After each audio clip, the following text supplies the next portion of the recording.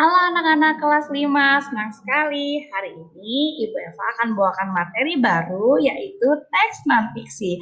Apa itu teks non-fiksi? Kita pelajari ya. Teks non-fiksi adalah teks yang dibuat berdasarkan fakta, realitas, atau hal yang benar-benar terjadi. Teks non-fiksi biasanya berbentuk tulisan ilmiah, laporan, artikel, skripsi, tesis, makalah, dan sebagainya, termasuk buku pelajaran.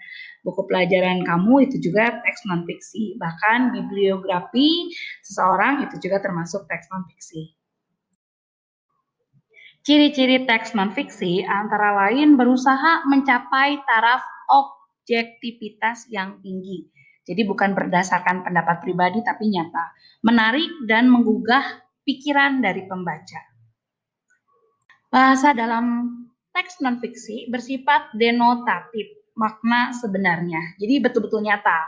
Denotatif itu lawannya adalah kiasan. Kiasan itu maknanya tersembunyi. Tapi kalau denotatif itu makna sebenarnya. Itulah teks non-fiksi.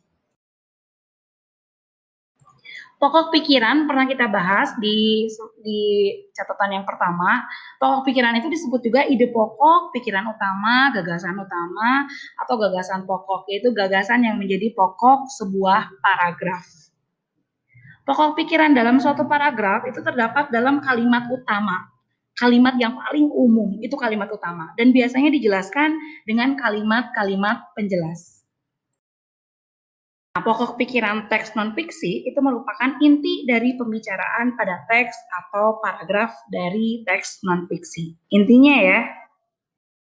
Nah, informasi penting dapat ditemukan dalam setiap paragraf.